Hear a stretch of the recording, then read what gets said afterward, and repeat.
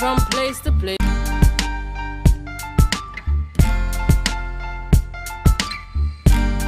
Put a smile on your face when you're moving from place to place.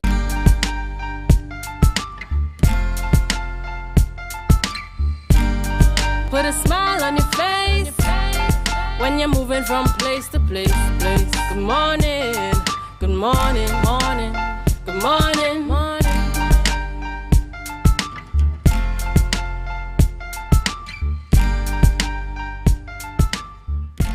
Good morning and welcome to Youth Wednesdays on the Tobago Updates Morning Show, your one and only favorite morning show. My name is Dwayne, your favorite youth host, and we are live here in Portmore, Scarborough, Tobago.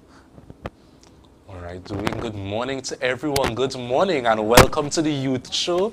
And today we just want to thank you all for joining us. It's a rainy day in Georgia, so I hope that you all are safe. You are safe on the roads and you have your umbrellas on standby. Good morning to you, Kaylee. Hi, good morning, guys. How are you doing this morning? Certainly not as fine as you. Yeah, she looks good. Yeah, she's morning. making us look great. Oh my gosh, you're making me blush.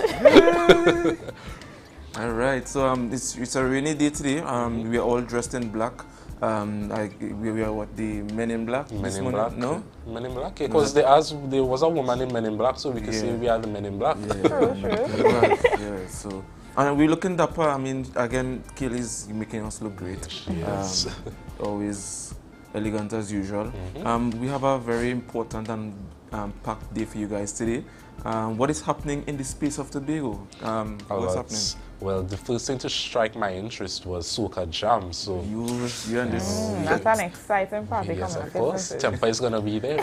I wouldn't. Because How come Dwayne? Because I'm never invited. Listen, if Temper has 1 million fans, I'm one of them. If she has one fan, it's me. And if she has no fans, it means that I am dead. Temper is the moment. So. Is she listening this morning? She might pull it backstage. Yeah, and get a sign her autograph. But also, we are seeing a lot of talks in this space about the budget. What are the implications of what the indicators that were highlighted in the budget? The increase, the further removal of the gas subsidy. We had some increase in the air and sea bridge fare. What are some other things as well? The top one that every youth was interested about was gate, because I know a lot of people were kind of suffering to really afford their tuition, but now that gate was reinstated, for those who have already used it for N1 programs, they could now upgrade to a bachelor. So I think that was a plus of the budget. Exactly, and I guess a positive among all the... Well, true, and I could negative. reconcile that. Yeah, but for me, my major concern is food prices, right? What is the percentage inflation that would have been, as a result of these increases and removal of these subsidies and so on? And I agree with the removal of the subsidies. I really do. I think it's a long time coming, but again, the timing. The timing. Especially just getting out of a pandemic. Yeah. Very difficult times. I mean, I just think also too that we should also look at the projections for the growth for 2022, 2%, I believe, 2% economic growth for the island. Well, for the country, sorry. I think we could do better than that. Yeah, I think we could. How do you feel about us having something like a youth debate about this budget? I'm an advocate for that. Yes, because we have so much Definitely opinions, and exactly. I think we can't take up all of this morning's time talking about the budget. So I think that should be a good idea. Let the people of Tobago and Trinidad see that the youths have a say and we have our opinions also. Yes, and it does matter. But we don't want to spend too much of your time talking about the budget, as Luke would have indicated. So we're going to have news for you in 90 seconds with Kaylee Lewis. Thank you, Dwayne and Luke. I am Kaylee Lewis, and here is your news in 90 seconds for Wednesday, 5th October 2022. Attorneys representing Chief Secretary Fali Augustine and former PNM Tobago Council political leader Tracy Davidson Celestine were told to agree on the possible striking out of a defamation lawsuit. Davidson Celestine took Augustine to court for defamation surrounding comments about a zip line in the 2021 THA elections. However, Augustine's legal counsel noted that Davidson Celestine's attorneys failed to apply for a case management hearing per the civil procedure rules. As a result, they believe the matter should be struck out of the court. Responding, Davidson Celestine's attorney Keith Scotland said he spoke with Augustine's attorneys and agreed on the application. Justice Carol Gobin gave them until December 1st to get back to her on whether there are grounds for striking out the matter. In some other news of politics, the Progressive Democratic Patriots announced they are considering nominations for the local government elections in Trinidad. According to a posting on the political leader Watson Duke's Facebook page, the party will accept applications for people interested in representing the party in all cities, boroughs, and regional corporation districts.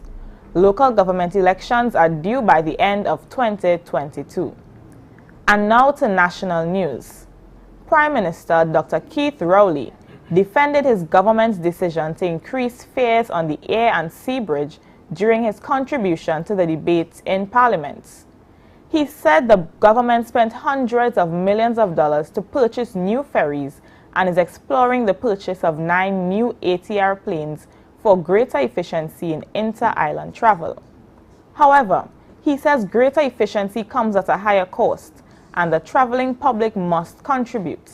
Meanwhile, the budget debate wrapped up yesterday without the support of the opposition. The budget now moves to the Finance Standing Committee stage before it goes back to the lower house for a second reading.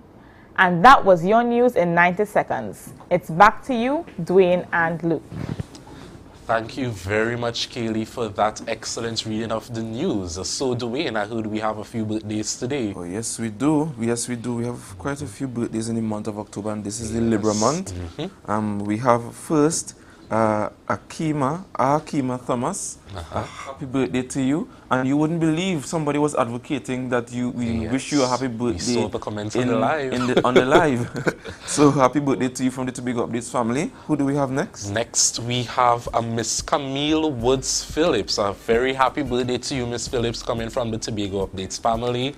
Right, and finally we have David Frank. Mr. David Frank, a happy birthday to you, the violinist. The violinist. Yeah, I think he real bad on the string. Yes, he is. I remember he taught me sometime back in the days. So you play the violin? Oh yes, I do. But what else do you do, Mr. Trim? Oh Lord, doing if I to start, we'll sit here all morning. I don't want to sit here all morning. Yes. But we look forward to hearing some of your talents and so on. But what do we have on the rundown for our viewers this morning? Right, so on the rundown this morning, to kick us off, we will be having Sammy Leet from a modeling agency, and right after that we'll be bringing on a pediatric doctor, to speak on us about managing the flu in our children. And lastly, we will have Miss Onika Maz, president of Woman Substance TT. Right, and that's it for the rundown this morning, guys. We encourage you to continue viewing us, continue sharing us, and good morning to all of you on our varying other platforms as well. Continue to give us support, and Luke, we have to remember to tell them to share the live, share the live, share the live. We'll be right back.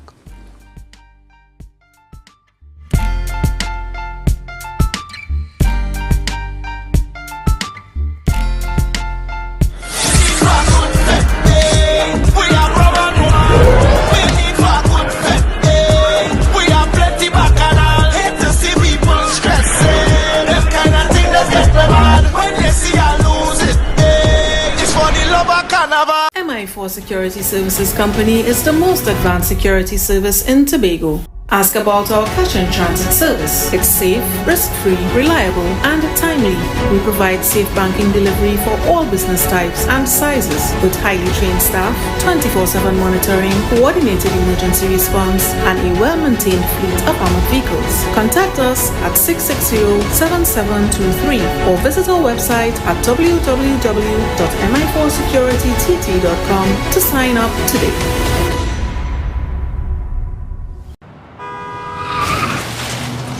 Everybody only worrying. Never ever worry. Don't mind how things looking hard. I tell them never ever worry. If your life can't get damaged bad. I tell them never ever worry, what I'm saying is true. So just consider, Tatil is always right here for you. I tell them never ever worry, don't mind if life make you sad.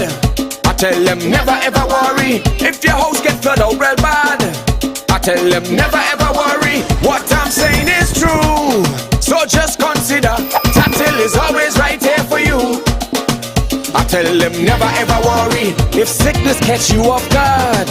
I tell them never ever worry, if times fall on you real hard. I tell them never ever worry, what I'm saying is true. So just consider, Tatil will always be here for you. Never worry about a thing. Tatil, where people are people. You know what I mean. Mamai Lakai Home Services. We specialize in cleaning of carpets and rugs, mattresses, living room and dining room sets, vehicle detailing, cleaning and sanitizing of homes and commercial spaces. We also do landscaping and tree cutting, pressure and power washing, floor care, fumigating and air purifying. You can also call us for professional painting services, babysitting and adult sitting. Call us now 333-4430 at Mamai Lakai Home Services. We take cleaning to another level.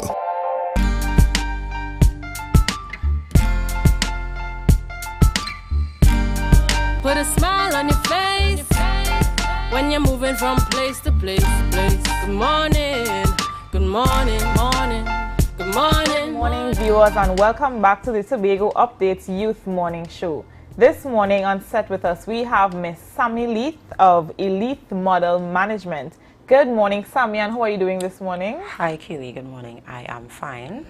Okay, great to hear. So, Miss Leith, can you tell us a little bit about your organization and what you do? All right, so Elite Model Management is a Tobago-based agency for brand ambassadors. We also do bar staffing as well as door management for events, and we are hoping to venture into the artist and DJ management for Tobago-based artists. Okay, great, wonderful. So, you're talking about brand ambassadors. How does one become a brand ambassador for your company? All right, so you must be 18 years and over, because 90% of the executions we do are surrounded by alcohol companies. Right? So you have to be 18 years and over. You have to possess good interpersonal skills. You must be able to communicate effectively and relate to persons. You must be able to sell, and have a all-round great personality, high energy, and stuff like that. Okay, great. So is there like an interview process that takes place before persons are hired to become a part of your team? All right, so you could direct message us or you could email us. Once you do so and you identify your interests, we then send you a registration form to fill out, and then we take the process from there. So it's not necessarily a hard-on interview, but it's pretty basic. Okay, great. And can you tell us some of the brands that you would have worked with in the past? All right, so in the past, I actually started doing promotions well over 10 years. I mean, back then I had worked for Campari. I did a lot of work for Massey, Absolute Vodka, and a whole other host of brands actually. Okay, great. What are some of the benefits that a brand ambassador can access if they join Elite Model Management?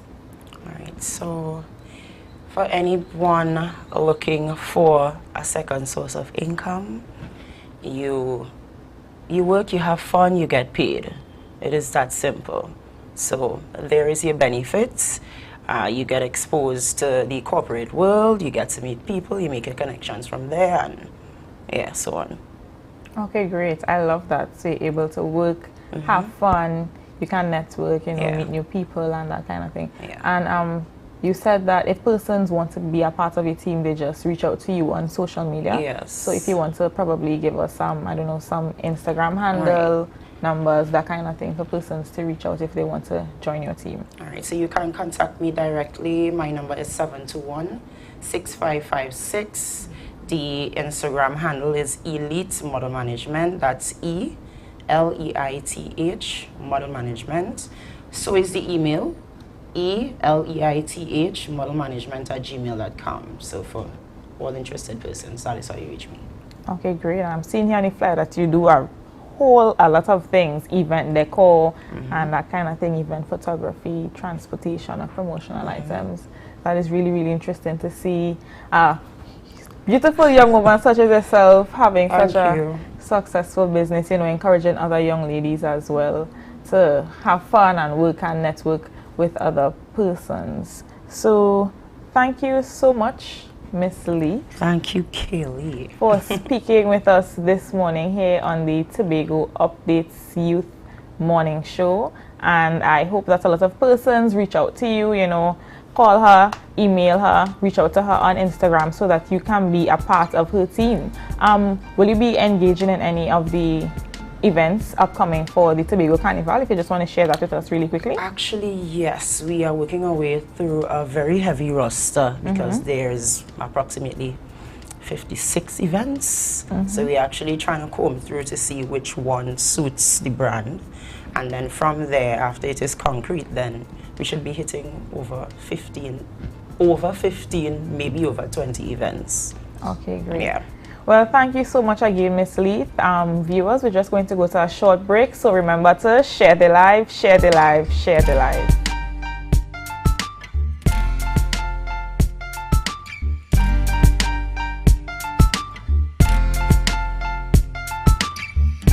The best place to stay in Tobago is at Thorn's Place with rates starting as low as 200 TT. Call or WhatsApp 745-7306 or 682-8676. We are located uptown Scarborough, 5 minutes away from the port. Remember, at Thorn's Place, our aim is to make your stay safe and affordable.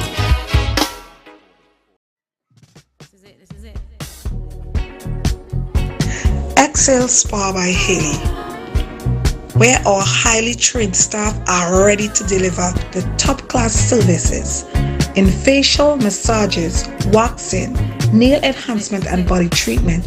We are ideally located at Coco Avenue, Switzerland, Tobago. You can find us on Instagram, Facebook, TripAdvisor, or you can call us on 730-0149. Excel Spa by Haley. Relax, renew, and rejuvenate.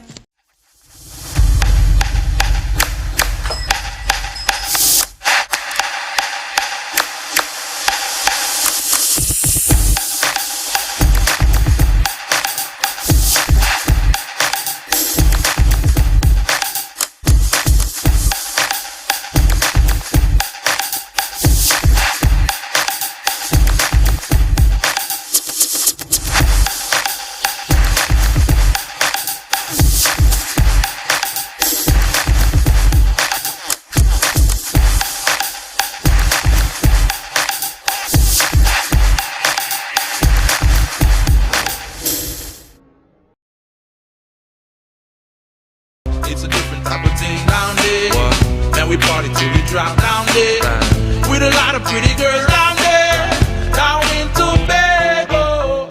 You can now get whatever you need whenever you need it anywhere in Tobago with Tapago. Your meals, medication, groceries and shopping all delivered directly to you. No more hassle, no more stress. Get the Tapago app today on Google Play or Apple App Store. That's TAPPOGO and let us deliver to you. Check our website at www.tapogo.app or call the experts at 494-TOGO and 484-4746. Tapago. Relax. We will get it to you. Tapago's at your service. Put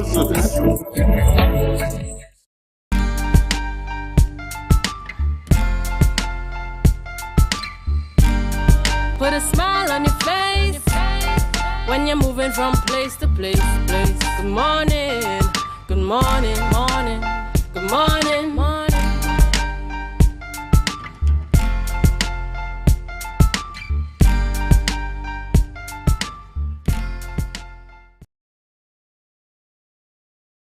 Good morning and welcome back to the Tobago Updates Youth Morning Show. Now, back in the days when a child was sick, the flu symptoms would have been managed with things such as a greater wood bush and my favorite, wonder of the world bush, baptized in some beer rum and Vicks for the fever, topped off with a lovely sea bat. Now, this morning on set, we have with us a Dr. Renee Alfred, a pediatric doctor who would be talking to us about managing the flu in children. A special morning to you. And how are you doing? Hi, morning. Thank you so much for having me. I'm fine, thank you. Lovely. So, for our viewers and listeners, can you give them a bit of your background in terms of career? Okay. I attended Bishop's High School where I did A-levels, and then I moved on to the University of the West Indies where I pursued my medical Bachelor of Surgery degree. I then went on to do my Doctor of Medicine Pediatric postgraduate degree, and I'm now pursuing a master's program in neonatology with the University of Southampton in the UK, as well as my MRC-PCH qualifications. Nice. So I noted that you attended Bishop's High School. Yes, what I house did. were you in? I was in Anstey. Ooh, me too. Blue, God loves you. Yes, Anstey. This is Anstey Excellence here. So out of all these specialties in medicine, I know there's a lot. What would have inspired you to choose pediatrics? I would like to think that I had a very happy childhood. Most of my childhood memories are happy and engaging, and I really believe that children are the best versions of us. They are true, they are pure, they are honest. What you get is what they are really thinking. They would tell you what they think, and they can discern good personalities, they can discern heart, and that's what I love about them. They are resilient, they're not like us. If they're ill, you're going to know. When they feel better, you're going to know. And I just think that they are amazing, and being around them reminds me of my childhood. It reminds me of happier times. So since I was age 5, that was my birthday wish on my 5th birthday. When I blew out my candles, I wanted to be a pediatrician and an actor and a singer.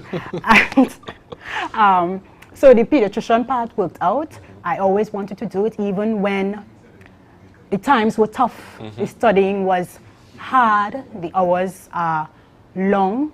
It's not I always tell people that medicine is not a profession of gratitude. Sometimes when people get emotional, they can not be very nice. Yes. But my mother always reminds me that this is something you wanted to do since you were small. You didn't ask for anything else, so you know, you have to push through and keep on going. Lovely story. I can see you have a passion for it, and that's good.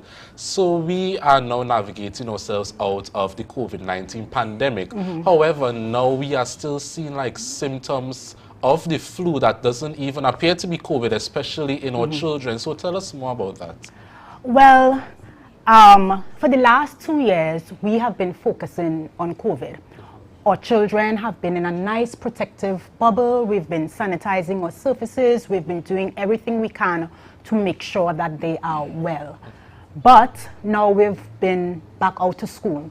We're back out to school, and it is a petri dish of viruses and bacteria that children are very, very good at spreading, right? So we may have really forgotten about the viral gastroenteritis, so vomiting and diarrhea that comes on when school is started. We may have forgotten that other than coronavirus, there are other types of viruses, rotaviruses, there is para-influenza viruses, influenza viruses. Even the coronavirus itself, which is an influenza virus, has many different subtypes. So we're back out to school. This would have happened anyway, but because we have had that 2-year period where our children's immune system was not bombarded the way it would have normally happened, now we're seeing the children are becoming much more sick. Parents are much more worried. They have never seen their children this ill before. The antibodies that children would have developed had they been going to school for the last 2 years, they never got a chance to develop them. So now they are getting hit. Every month, by the time they get over one flu, they're on to something else. So other than the vomiting and diarrhea, there's the cough and cold and wheezing, there are the vague fevers that come and go and just go away on its own, there's the rashes, hand, foot and mouth.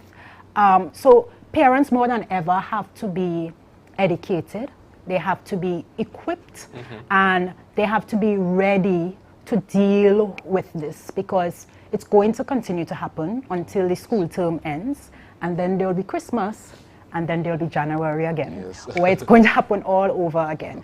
But it is a necessary part of developing your natural immunity, and it is something that our children do have to go through. So we have to learn to support them, and we have to learn when we need to take them to seek medical attention. Right. So I like how you touched on seeking medical attention. So as a parent, what are the signs that they can look for to know that, okay, maybe I need to take my child to get special care? What are those signs? Okay, so I'll break it down in terms of the viruses. So cough and cold. Fever, cough and cold, usually fevers in children would last for about 48 to 72 hours. Within that time, you support them with Panadol at the appropriate dosage. Once your child is not allergic, you can also use ibuprofen. It's a very, very good antipyretic or anti-fever medication. You support them with fluids. They may not want to eat because they may have throat pain. The taste sensation may be different, so they will drink. So you offer them sips often to keep them hydrated. If your child has a cough and cold that is worsening, there's respiratory distress, so there's increased work of breathing, there's increased respiratory rates, you might even hear wheezing. You know that 48 to 72 hours have passed, this is not my child. I would say seek medical attention, because sometimes viruses can get superimposed with bacterial infections that may or may not require additional medication. In terms of gastroenteritis, so vomiting and diarrhea, the most important thing is ensuring that what they lose, they're able to catch up with. So they are sipping often. Hydration is the most important thing. So if you feel like they're losing more fluid from both sides than they're able to even keep down, then they may need IV fluids. In terms of fevers lasting for a prolonged time, anything more than 72 hours, you should seek medical attention, because it may mean that there is a source, especially fevers associated with very red, angry rashes. The eyes get red, the fingers are red, the tongue is totally red. That can be a sign of another serious viral infection that needs to be, you need to get to a pediatrician or to a physician to check. All right, lovely. So let's talk about the huge topic, managing this cold and flu symptoms. What are some strategies parents can implement, or what are the services that probably a hospital may have? What are those services? Okay, so we do use a lot of over-the-counter medication, especially if it is a child that can be managed at home, or you may just have a 24-hour hospital stay. So like I said before, Panadol and ibuprofen. For runny nose, what we call rhinorrhea, clear rhinorrhea, antihistamines, drowsy antihistamines are Piriton. Non-drowsy ones will be loratadine or Erelin, or cetirizine or Zyrtec. If you go to the pharmacy and ask for an antihistamine, that usually will help with the itchy nose, the runny nose, the watering eyes. If the child is wheezing or is known to be asthmatic, we would use Ventolin. Ventolin is a medication. It's called a B2 antagonist, and what it does is that it relaxes the muscles of your bronchus and causes the airway to open up. So when it's filled up mucus and the airway is hypersensitive and closes down as it would as an immune response, we would use Ventolin as well. IV fluids, I think all parents know the bag with saline, you know, we put in the IV access, we will support with IV fluids. Most times, viral illnesses, we will call it supportive care, meaning that we're not using hardcore medication, we may not have to use antibiotics. It's really just a support the immune system until the immune system itself can manage. Okay, Yeah. lovely. So wrapping up now, for parents that need to seek more information about this topic, where are the resources? How can they get that information? Well, you could speak to any of your pediatricians, but I do strongly believe that parents should be educated. I think we're past that age where doctors know everything and you're doing what the doctor says. You're supposed to ask questions. You're supposed to get the explanation. It's supposed to It's supposed to be broken down. I do have a social media page where I do try to talk about topics that are common, talk about topics at a level that parents can understand. So they can check that out on Instagram at Dr. Renee Alfred.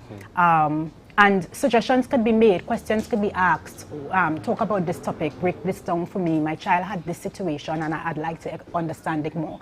And once I find the time, I'll be glad to do it, because I think if parents are on board and they understand everything you're doing step by step, it definitely will reflect on how the child heals, and we could work together for the betterment of the child. Lovely. So, viewers and listeners, there you have it, Dr. Renee Alfred, a very informative segment, and I'd like to thank you for joining us this morning. Thank you so much for having excellent. me. Thank you. So, viewers and listeners, we'll be right back, and remember to share the live, share the live, share the live.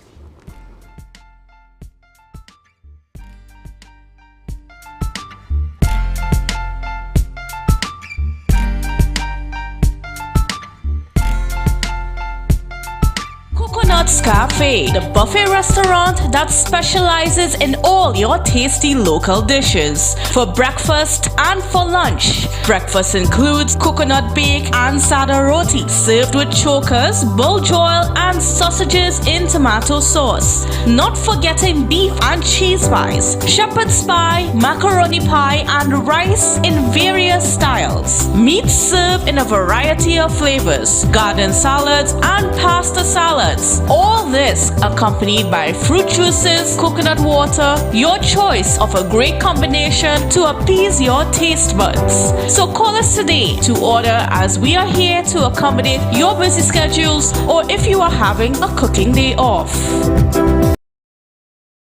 You can now get whatever you need whenever you need it anywhere in Tobago with Tapago. Your meals, medication, groceries, and shopping all delivered directly to you. No more hassle, no more stress. Get the Tapago app today on Google Play or Apple App Store. That's TAPPOGO, and let us deliver to you. Check our website at www.tapogo.app or call the experts at 494-TOGO and 484-4746. Tapago. Relax. We will get it to you. Tapago's at your service.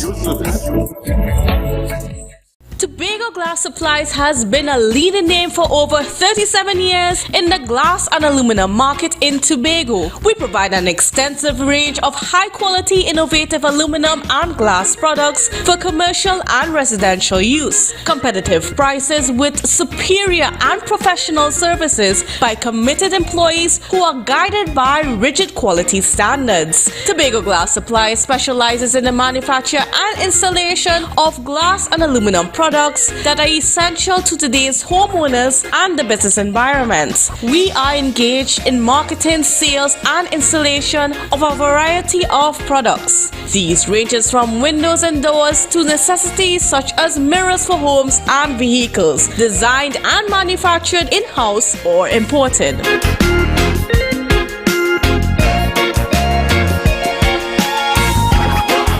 Advertise with Tobago Updates. Call 284-6597. If you have a small or large business, we can get your information in front of the masses. Reach our rapidly growing viewership on Facebook and YouTube. Promote your brand in Trinidad and the Caribbean through M&E TV Now and Gayel. Yes, we can build unique ads for your business. Call now 284-6597 and advertise with us.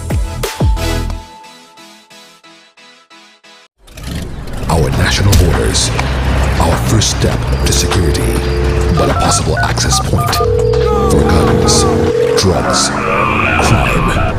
If it does not look right, do the right thing. Call Crime Stoppers anonymously. 800-8477. Report possible border crime. If you see or know about a crime, report a crime safely and anonymously. Call 800-TIPS. Help stop crime. You can play your part safely and anonymously. Report a crime. Earn a reward. Call 800-TIPS. Help stop crime. Be a hero, champion, fearless citizen. Be a crime stopper safely and anonymously. Call 800-TIPS. Help stop crime.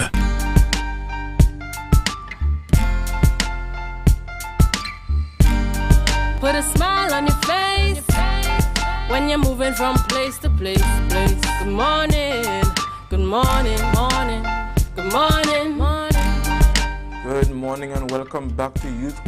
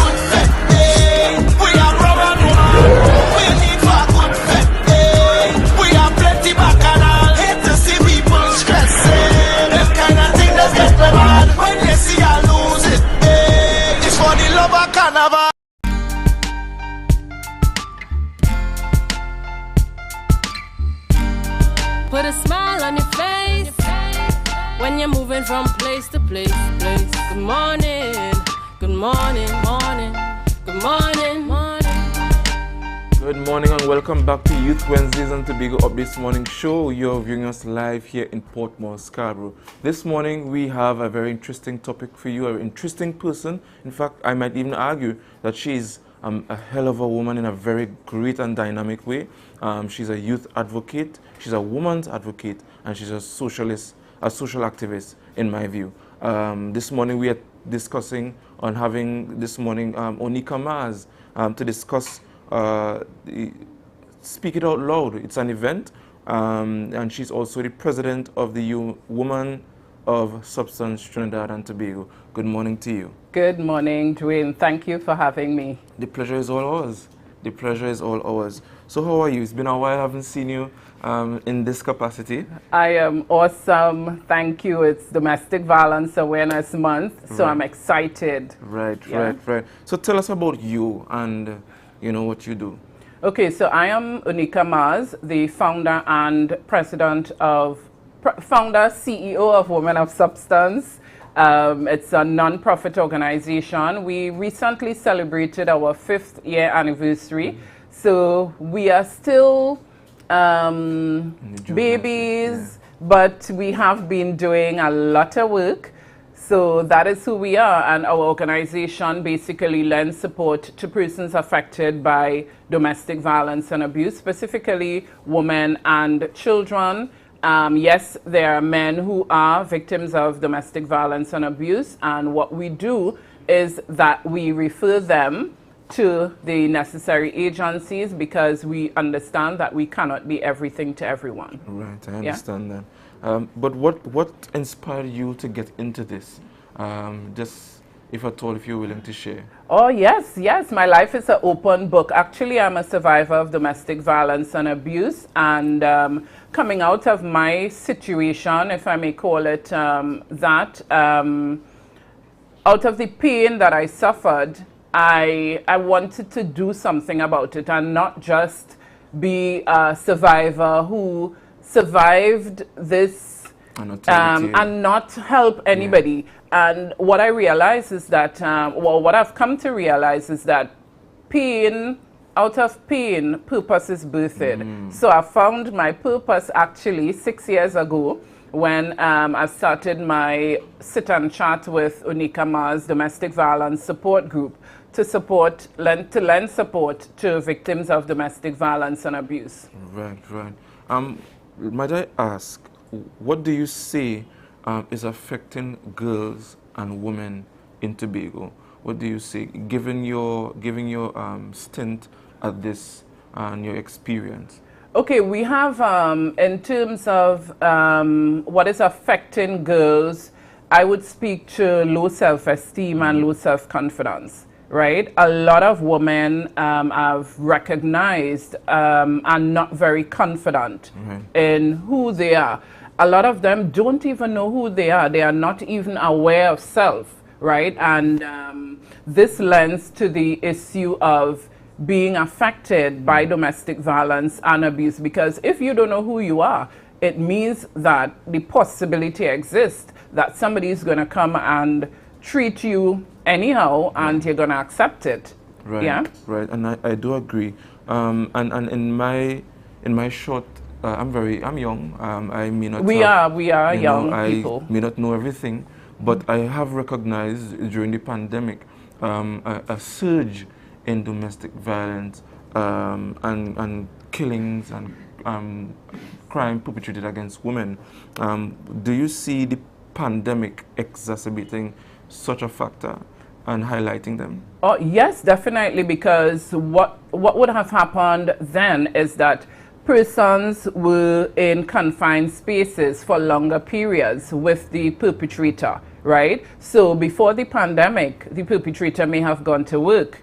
They may have gone to the bar. They may have gone to play football, you know. So during the pandemic, they had to be inside, right? So because they were in enclosed spaces for an extended period, it means that, of course, they would have been butting heads. Right. Because if you are not in a space, some of the things, you know, you may be able to get away from some of the arguments and all that, but being in each other's faces for extended periods would have contributed to that. Right, and you know, it's always a sad day when you see these things make it to the headlines.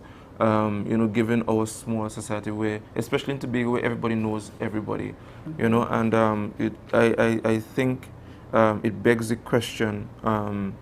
Do you think that institutions are doing enough for girl children, for women folk, and even for everybody as it pertains to this social issue about domestic violence? I would say no.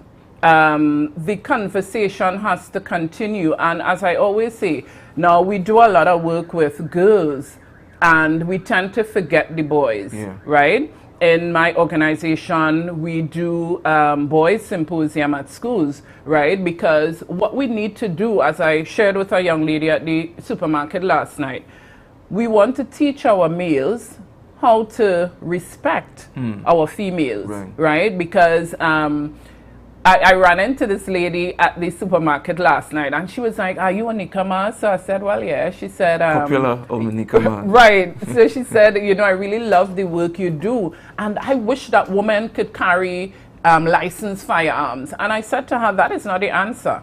The answer is to teach our young men how to respect our women, and that way we don't need to have pepper sprays or licensed firearm because our men will know our worth. They will know how to treat us." Right. And I have to agree with you there, especially when you talk about, sensitizing our men, socializing our men in such a way that, they understand that women are as equally important as they are. And I also agree that institutions are not doing enough, our governmental and non-governmental institutions, hence the reason why there are so many other non-governmental institutions popping up, because there are always gaps that needs to be filled because somebody is not doing enough. And social issues are ever increasing factor in and society. the government cannot do it and they on can't do their everything. own. They can't do everything. Churches can't do everything. But I want to say though that our popular institutions need to do more.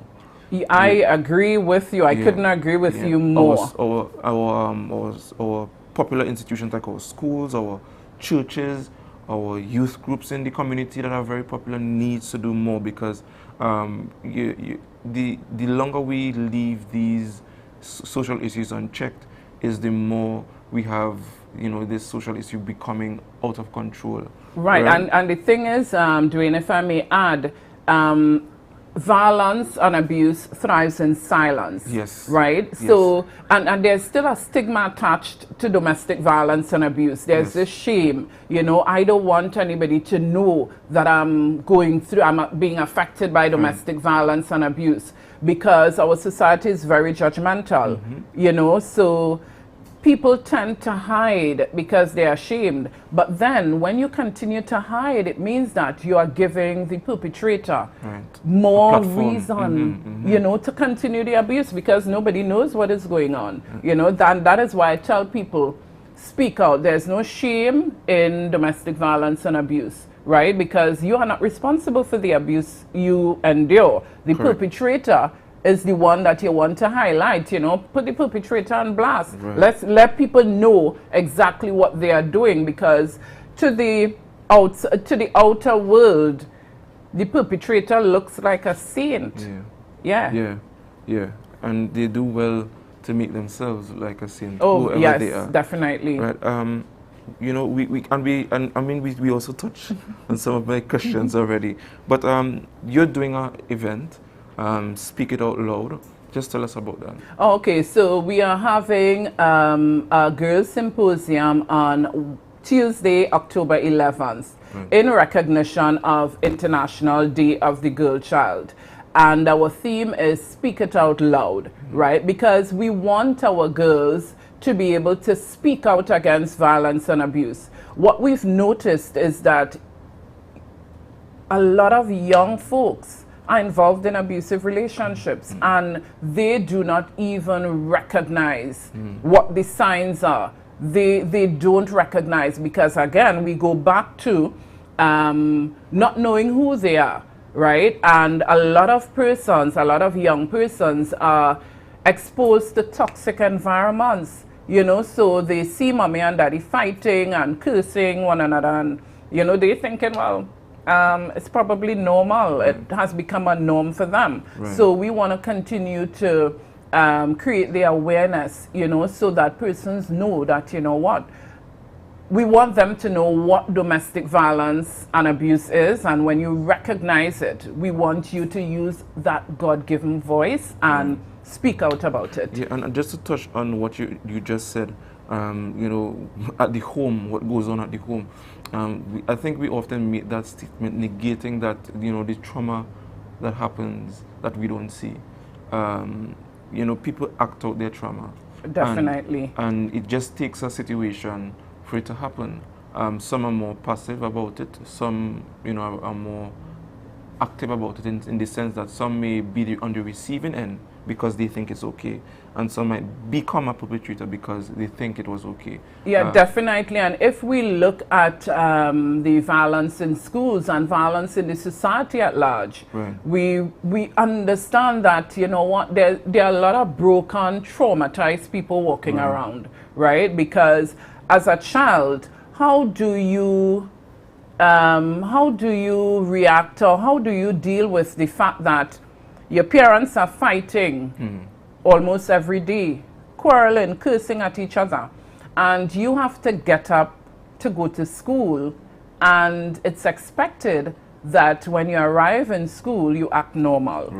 It cannot happen. It will not happen. And then the teachers will complain that, wow, these children are defiant, these children are misbehaving, these children are this and they are that, not understanding that there's a root cause. Correct. Yeah, so that is why we need to continue creating the awareness everywhere, in the schools, in the different organizations throughout THA, and that is our objective, to reach the masses, yeah, create the awareness, not only during Domestic Violence Awareness Month, but it's a conversation that will be had 365, 24/7, 365. Right. And how do you aim to have this event? Are you going to have it through the schools, wherever, whenever? How do you aim to do that? Yeah, so this specific event on Tuesday, God's willing, it's going to be held at the Bonaccord Community Center, and our target audience is school-aged girls between the ages of 13 to 18, right? So we've invited 5 girls from each secondary school throughout Tobago, and I hope that our principals are listening to this program today. Please reach out to me to confirm the attendance of 5 girls. We definitely want our girls to come out and receive the information. We have dynamic speakers coming to share with them. We have an international gender envoy from the British High Commission, one of our speakers. We also have our newly crowned Miss Universe Trinidad and Tobago in the person of Tajne Remy. We're going to have Tajne coming, you know, to give the girls a little inspiration. Yeah, I've known Tajne since she was like 6 months old. And, you know, I'm really proud of the person that Taya has become. She was here, you know. Of course. You know, we always highlight the best of the best. Yeah, definitely. Right? And she has Tobago roots. Yeah. I'm quite aware of that. Yes, you know, so she's excited. Yes, she's really excited to come and share with the girls. You know, we have other speakers on that day. We also have activities for the girls to partake in, because we want the girls to be able to express themselves, right? Recently, I was at the bank and I heard a mother scolding her little girl. And she said to her, you need to shut up. You need to, I mean, this is a mother talking to a maybe 2-year-old toddler, about 2 years old. And she said, you need to shut up, fold your arms and sit down and be quiet. And I quietly walked over to her and I said, honey, I mean, I know that this is your charge and everything, but I want to encourage you to encourage your daughter to speak. It is okay if she's a toddler, right? And it's okay if she speaks. A toddler will not sit and fold their arms and keep their fingers on their lips. Now, I told her, I said, if you are saying to your 2-year-old daughter, shut up at this age, and you continue to tell her to shut up, she's not going to speak out. Especially when there's a need to. Definitely, because she would have learned that, you know what, little girls must be seen and not heard. You know, and we need to change the narrative. Correct. Yeah? And it's important, though, that, you know, you mentioned that it's a proverbial saying that we have here in Tobago to keep our girls in check. I think it's important that girls be seen and heard, and we also need to teach them how to speak. Yes, definitely. We have a responsibility, Dwayne. And the thing is, we need to prioritize things like these. Yeah, because we have a lot of abuse in our beautiful little island, the greatest little island on earth. Yeah, so we want to ensure that we know that we may not be able to eliminate violence against women and girls, but what do we do in the meantime? Continue the conversation and have the powers that be engaged in the conversation, because if they are not part of, it means that they will not see the good that we are doing, and Women of Substance is going to be doing this forever and ever. Amen. Exactly. You know, so we need them to come on board. We need the Tobago House of Assembly to come on board. We need, you know, Corporate Tobago. We need the citizens of Tobago to come on board. Yeah, let's have the conversation. Let's have the conversation in our churches. There is a lot of abuse in church. I agree. And one of the other important factors that I believe that we lack, even globally, is the ability to listen. Because I live by the mantra that all that is said is not often said, right? And we need to have that, you know, proactive and listening ear, even passive, even having it you're listening running in the background, so that you would always pick up on these indicators that, you know, somebody's troubled, somebody's traumatized, somebody is abused. And even when we hear our young people express themselves, what is it exactly are they trying to tell us that we are not hearing and that we are not paying attention to? Yes, Dwayne, I want to share this, and I could share it publicly. A couple months ago, my 17-year-old, now 18-year-old son said to me, Mommy, you know my name because you are my mother. You don't know me. And that broke me. It broke me because I felt like I am doing so much work with youths, with women on the outside, and my son is saying to me, I don't know him. And we had a very long, deep conversation. And at the middle of the conversation, both of us were in each other's arms crying. And this was like about midnight, crying for a long while. And my son said to me, Mommy, you need to listen. You need to listen to what I want to say to you at times.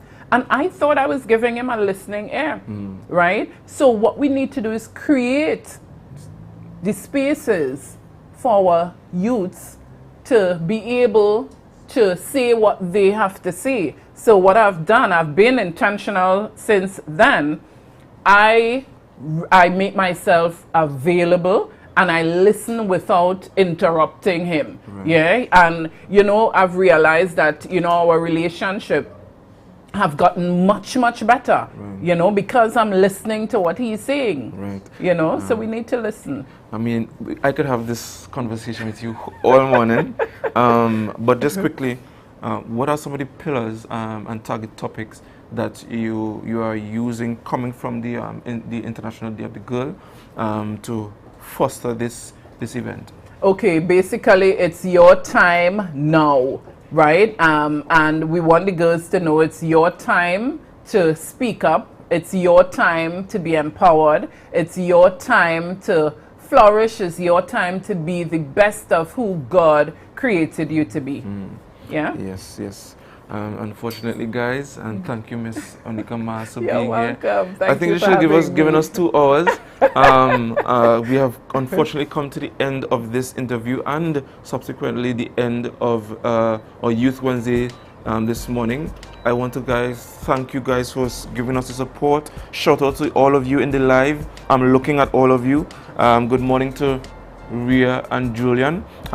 We are going for a break and we are going to go straight into Good Morning Tobago with Candice Jackson. And guys, thank you again for supporting the Youth Wednesday show. Just remember to share the live, share the live, share the live.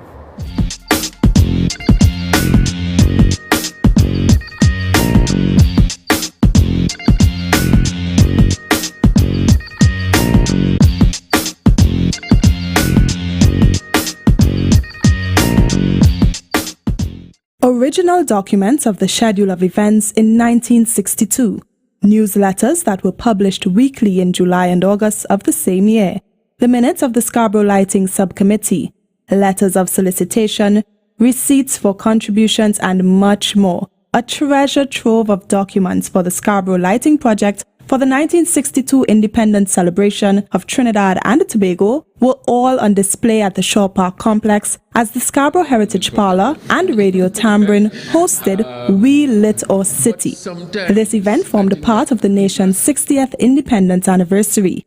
The documents were maintained by George Leacock Sr., who chaired the Scarborough Lighting Project. The exhibition is presented in 5 exhibits that also cover the work of the Tobago Organizing Committee, led by Eileen Gilloom. When I started and I realized how challenging it would be to complete, to sort, to collate, and to decide which part of this treasure trove of documents that we have was going to be displayed, I decided that I needed help. And you don't make it through this world without a certain number of co-conspirators. According to the September 18, 1962 minutes of the Commercial Community Lighting Subcommittee, 3,000 feet of overhead street lights for decoration purposes were also solicited.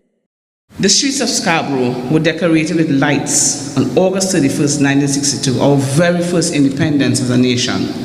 The Commercial Community Lighting Subcommittee, coupled with solicited funds from the business owners of Scarborough and environs, were responsible for such an amazing gift to Tobago. Tech was also an integral part of this experience. They had to ask Tech for assistance, and what Tech did was they came with a letter with 3 different quotations on what it will cost the committee and Scarborough to pull off something as big as this. Back then, a series of community lectures were also hosted to ensure every resident on the island understood just what it meant to be an independent nation. On one end, they had the elders in the society from all different communities coming together to teach people about what it meant to be a citizen of an independent nation, finally, especially a Tobagonian. For the day when they had to feed 25,000 students and children of the community, people would have lent their vehicles to transport them to different venues where this thing was happening. The launch was sponsored by the Trinidad and Tobago Electricity Commission, Tech, and the exhibition was supported by First Citizens. Also present at the exhibition was Assistant Secretary for the Division of Community Development, Youth Development and Sport, Assemblyman Wayne Clark. That was a production of the Department of Information, Office of the Chief Secretary, Tobago House of Assembly.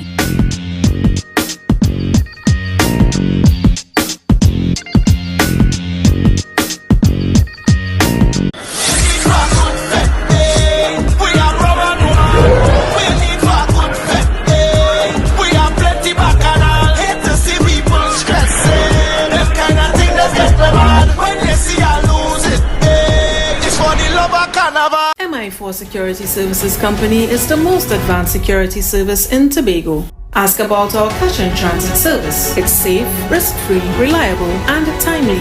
We provide safe banking delivery for all business types and sizes with highly trained staff, 24/7 monitoring, coordinated emergency response, and a well-maintained fleet of armored vehicles. Contact us at 660-7723 or visit our website at www.mi4securitytt.com to sign up today.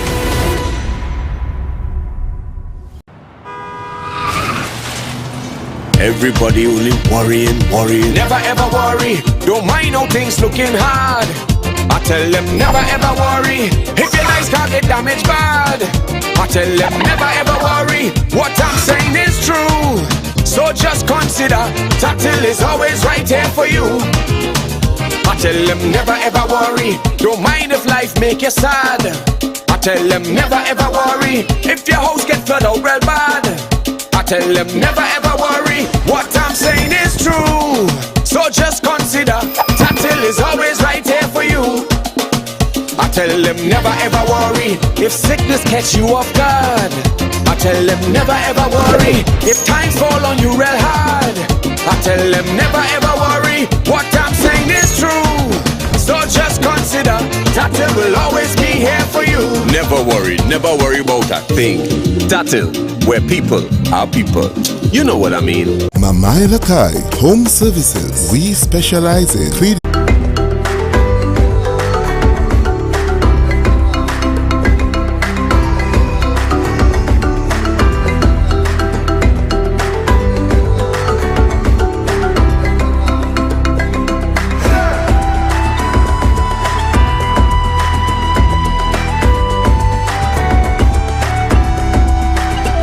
Advertise with Tobago Updates. Call 284-6597. If you have a small or large business, we can get your information in front of the masses. Reach our rapidly growing viewership on Facebook and YouTube. Promote your brand in Trinidad and the Caribbean through M&E TV Now and Gayel. Yes, we can build unique ads for your business. Call now 284-6597 and advertise with us. our national borders. Our first step to security, but a possible access point for guns, drugs, crime. If it does not look right, do the right thing. Call Crime Stoppers anonymously. 800-8477. Report possible border crime. If you see or know about a crime, report a crime safely and anonymously. Call 800-TIPS. Help stop crime. You can play your part safely and anonymously. Report a crime. Earn a reward. Call 800-TIPS. Help stop crime. Be a hero. Champion. Fearless citizen. Be a crime stopper safely and anonymously. Call 800-TIPS. Help stop crime. Yeah. Hey. Tobago updates. Na, na, na, na, na. Good morning, Tobago. Na, na, na, na, na. Wake up with Candace and Denise. Let's go, go. It's a brand new morning. Rise up to a brand new dawning. As the passion start to rise, the energy fill the skies. I say thanks for favor to wake up and hear my neighbor. 60,000 people strong, and the vibes is never wrong. We are beauty, we are power. We are people in the sun. We are beaches, we are rivers. We are melanated ones. We special and there is no denying. Tobago is number one. I am you and you are me. Together we stronger. Good morning, Tobago. Good morning, Tobago. Good morning, yeah. Hey. Tobago updates. Na, na, na, na, na. Good morning, Tobago. Na, na, na, na, na. Wake up with Candace and Denise. Let's go, go. It's a brand new morning. Rise up to a brand new dawning. As the passion start to rise, the energy fill the skies. I say thanks for favor to wake up and hear my neighbor. 60,000 people strong, and the vibes is never wrong. We are beauty, we are power. We are people in the sun. We are beaches, we are rivers. We are melanated ones. We special and there is no denying. Tobago is number one. I am you and you are me. Together we stronger. Welcome to Good Morning Tobago on Tobago Updates, your source for current affairs in Tobago, Trinidad and the region, with the perfect conversations to complement your morning routine. I am Candace Jackson, and before I get started with the news, I just want to apologize for our delay due to some technical difficulties, but we're here now and I'm just going to get into our news in 90 seconds. Attorneys representing Chief Secretary Fali Augustine and former PNM Tobago Council political leader Tracy Davidson Celestine were told to agree on a possible striking out of a defamation lawsuit. Davidson Celestine took Augustine to court for defamation surrounding comments about a zip line in the 2021 THA elections. However, Augustine's legal counsel noted that Davidson Celestine's attorneys failed to apply for a case management hearing per the civil procedure rules. As a result, they believe the matter should be struck out of court. Responding, Davidson Celestine's attorney Keith Scotland said he spoke with Augustine's attorneys and agreed on the application. Justice Carol Gopin gave them until December 1st to get back to her on whether there are grounds for striking out the matter. Into some other news of politics, the Progressive Democratic Patriots announced they are considering nominations for the local government elections in Trinidad.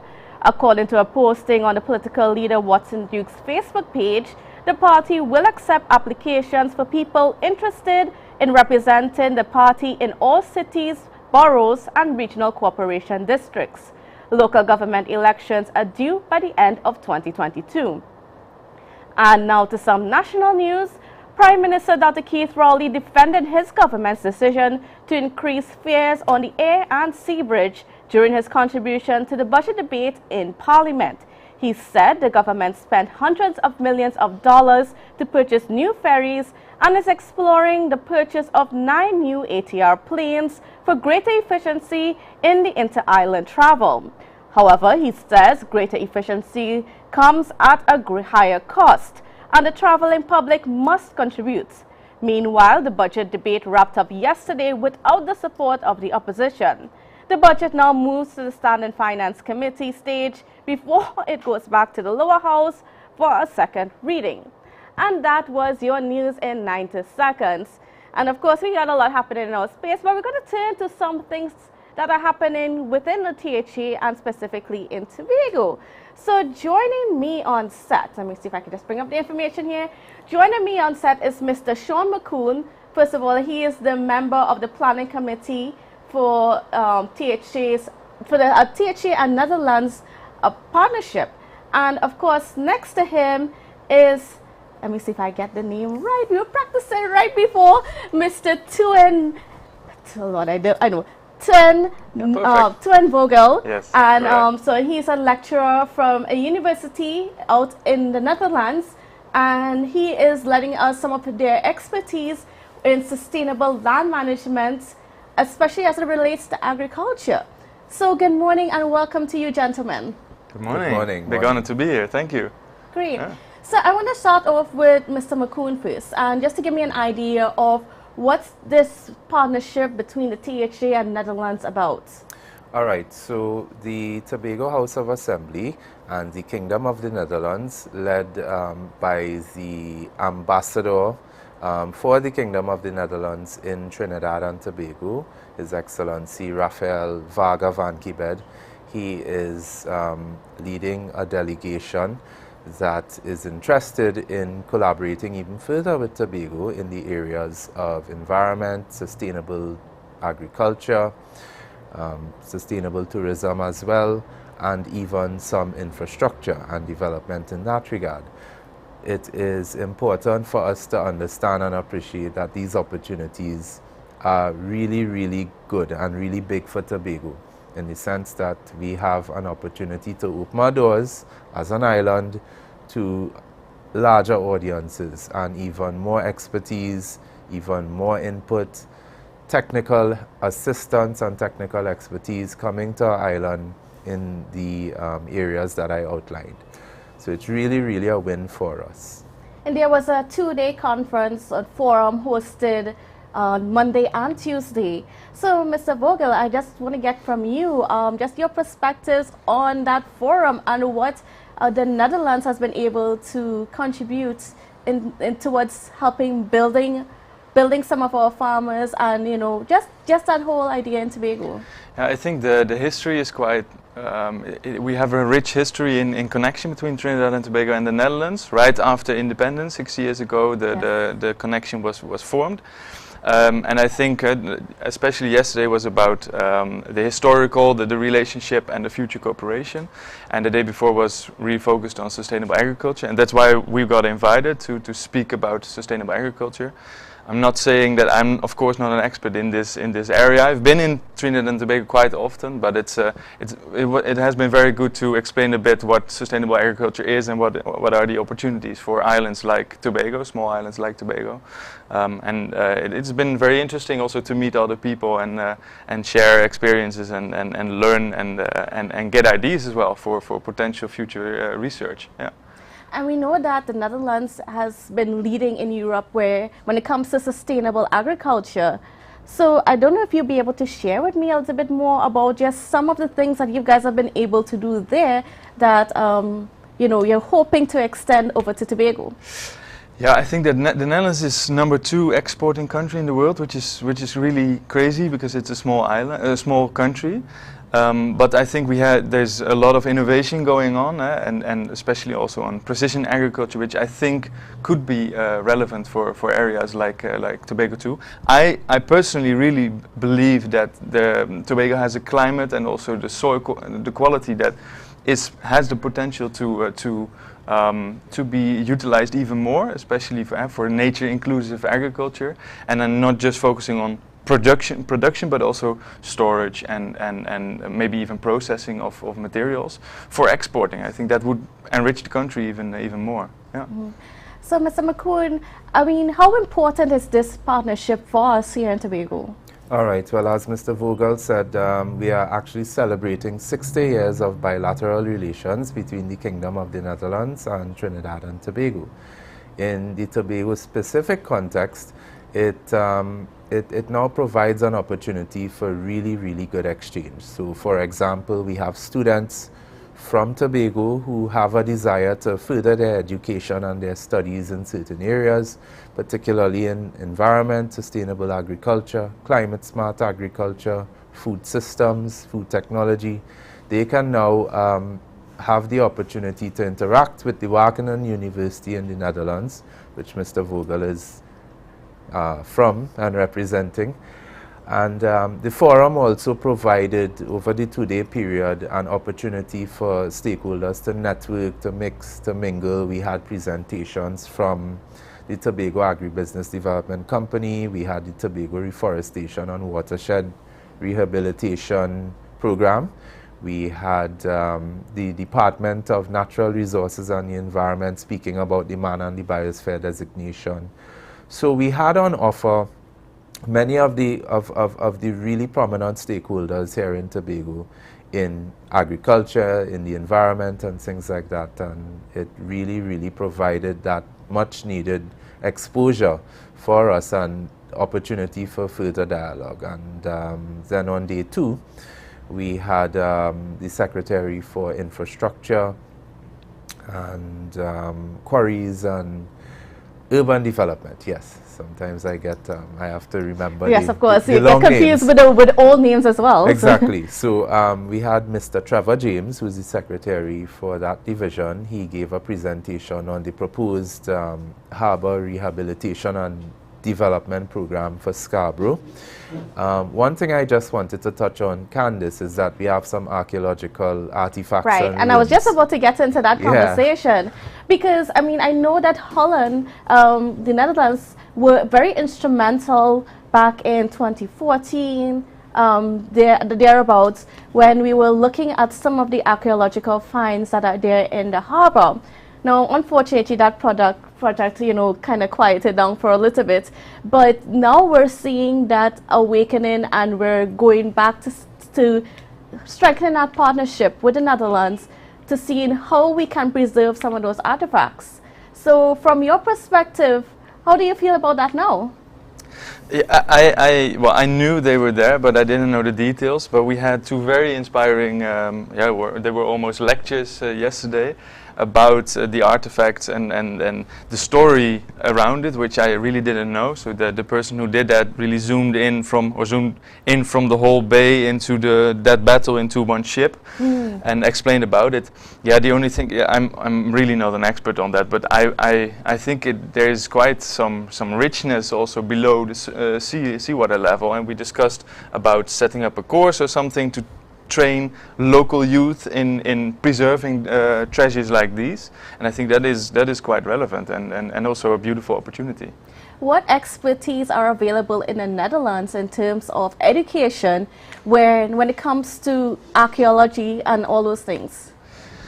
Yeah, I think we have a few universities really diving into that. In Wageningen, that is also not directly part, but it is part of our program if it comes to nature and nature conservation and let's say also the cultural the cultural context in what is taking place.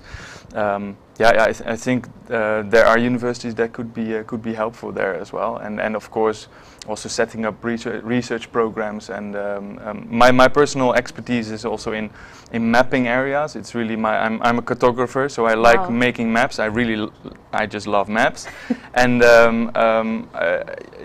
that is mostly related to erosion problems.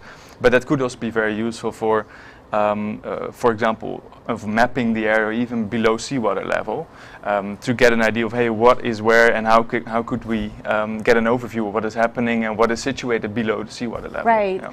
And of course, for the viewers who are watching and not quite sure what we are speaking about, we're speaking about the archaeological evidence from the Battle of 1667 between between the French and the Dutch, right? And I mean, and this is really interesting that with your expertise that we could finally kind of have a map of that area to know exactly what's there, because I mean, for a long time we know that there are artifacts there. We have pulled up a few things in the past, but now we could have some more details. Yeah, it would be great, eh? Yeah, I think all of us haven't been there, so it would be nice to learn more of what happened, and I think this is also has a touristic value, of course, explaining the story behind the island. So it's yeah. And Mr. McCoon, I mean, what possibilities are there? As you mentioned, tourism. What possibility is there to get more people from the Netherlands over to Tobago to just visit? Right. So, two things, Candice. First and foremost, just on the artifacts. The intention in the long term would be to extract the artifacts and have them safely stored, displayed and protected. So that will now add to our tourism trust and our tourism product here in Tobago. It also contributes significantly to the expected build out of the antiquities type tourism approach, which the Division of Tourism, Culture, Antiquities and Transportation is spearheading and leading the charge in that regard, with the antiquities unit being built out. I think Secretary Boris would have mentioned that at some point. And that is one aspect of it, to have those artifacts brought to the surface, properly displayed, so it's there for all the world to see. Now, regarding further collaboration with the Netherlands and opportunities for us here in Tobago and for people from the Netherlands to come here, we are looking at liaising further with the embassy under the stewardship of the ambassador to have even further exchange programs. Now, one of the principal ideas behind this 2-day forum was to have a letter of intention and collaboration signed by the ambassador of the Kingdom of the Netherlands. And then we also had Secretary Boris receiving on behalf of the Office of the Chief Secretary, on behalf of the Chief Secretary. Unfortunately, he had other engagements. And Secretary Boris was there to receive the letter of commitment to collaborate further. So a lot of interesting plans are in the pipeline, Candice. And as you see, we have a Dutchman here with us, and I think we can expect to see a lot more visitors from the Netherlands in the coming months and possibly years. I know that all of the tourism stakeholders are very keen and interested in partnering further and looking at the Netherlands as a lucrative market to really showcase and sell Tobago and our potential here. Great. I mean, and Mr. Vogt, we're just so pleased to have you here. And we're so pleased that the Embassy from the Kingdom of the Netherlands are partnering with the THA towards, you know, a greater partnership and to see how best we can help develop each other. Yeah. Well, much appreciated. Yeah, very happy to be here and also to see, once again, see the island and really see all the beautiful things that can be produced here, like cocoa. It would be really nice to add value to that whole chain and indeed sell Tobago in that way as well. Yeah, great. Great. Well, it was wonderful having you both here this morning, and it was a wonderful conversation. So don't be strangers and come back, I mean, whenever you can. So I will. We're trying to get him to stay for Carnival. You or should. Possibly Blue Food Festival. Of course. Or the bike festival. Yes. I think you should just, you know, stay the whole, forget Trinidad and stay the whole month in October. And forget all these festivals and just focus on doubles and roti. That's enough for me as well. That's all you need. Again, thank you so much for being with us, and viewers. We have a lot more coming up for you after the break, so please don't go anywhere.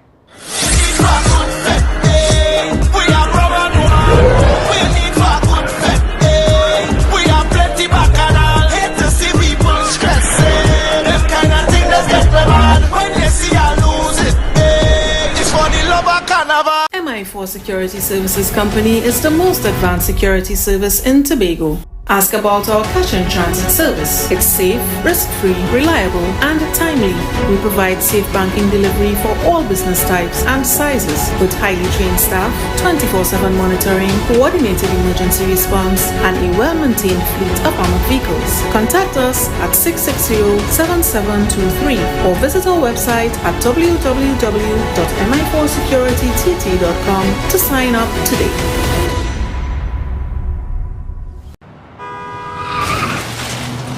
Everybody only worrying. Never ever worry. Don't mind how things looking hard. I tell them never ever worry. If your nice car get damaged bad, I tell them never ever worry. What I'm saying is true. So just consider Tatil is always right here for you. I tell them never ever worry. Don't mind if life make you sad. I tell them never ever worry. If your house get flooded out real bad, I tell them never ever worry. What I'm saying is true. So just consider Tatil is always right here for you. I tell them never ever worry. If sickness catch you off guard, I tell them never ever worry. If times fall on you real hard, I tell them never ever worry. What I'm saying is true. So just consider Tatil will always be here for you. Never worry about a thing. Tatil, where people are people. You know what I mean. Mamai Lakai Home Services. We specialize in cleaning of carpets and rugs, mattresses, living room and dining room sets, vehicle detailing, cleaning and sanitizing of homes and commercial spaces. We also do landscaping and tree cutting, pressure and power washing, floor care, fumigating and air purifying. You can also call us for professional painting services, babysitting and adult sitting. Call us now 333-4430 at Mamai Lakai Home Services. We take cleaning to another level. The best place to stay in Tobago is at Thorn's Place with rates starting as low as 200 TT. Call or WhatsApp 745-7306 or 682-8676. We are located uptown Scarborough, 5 minutes away from the port. Remember, at Thorn's Place, our aim is to make your stay safe and affordable.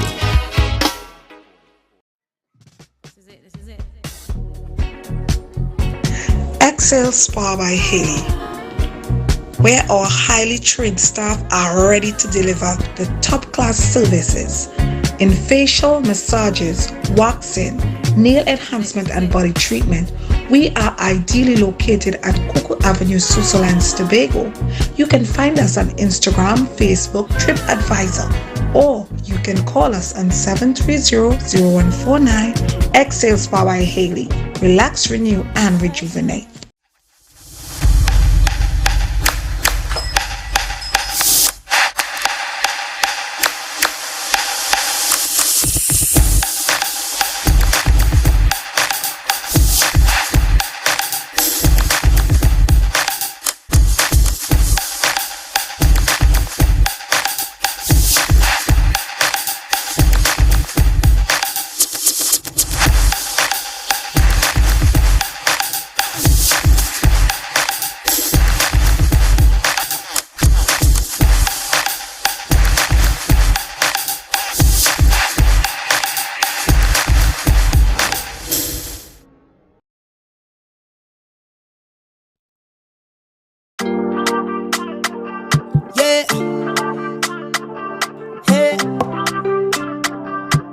Tobago updates.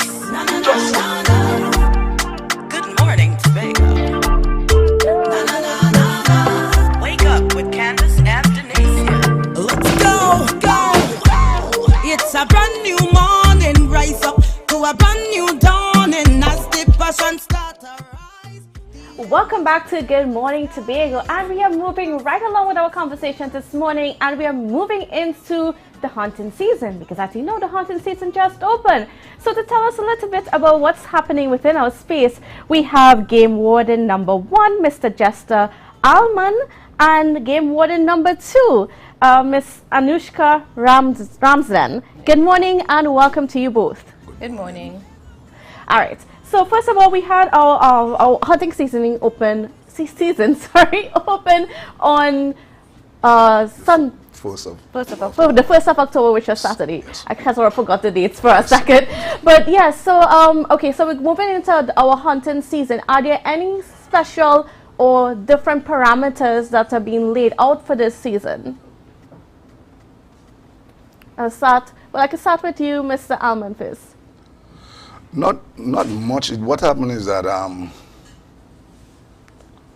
as the season opened, the fines have increased. Yes. So no longer we have the 600 and 300s. Says 100,000, depends on what the fine data of the charges are. The fines are too much. So like we have hunting iguanas, we have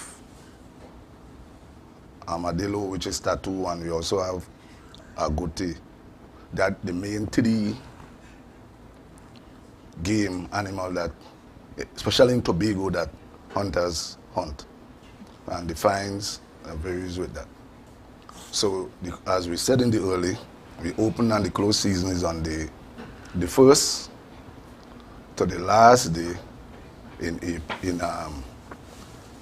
March. But what happened is that in March now we have what they say 1 month. 1 month to get rid of meat, whether cooking, selling, giveaway, whatever.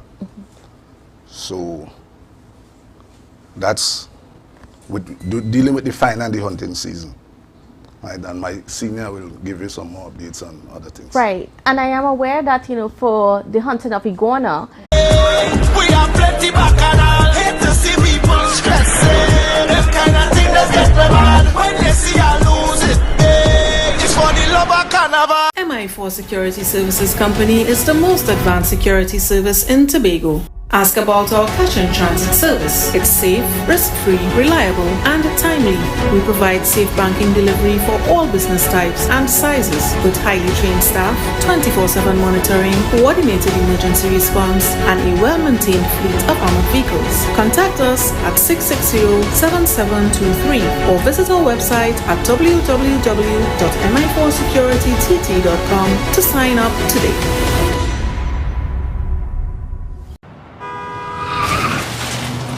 Everybody only worrying. Never ever worry. Don't mind how things looking hard. I tell them never ever worry. If your nice car get damaged bad, I tell them never ever worry. What I'm saying is true. So just consider Tatil is always right here for you.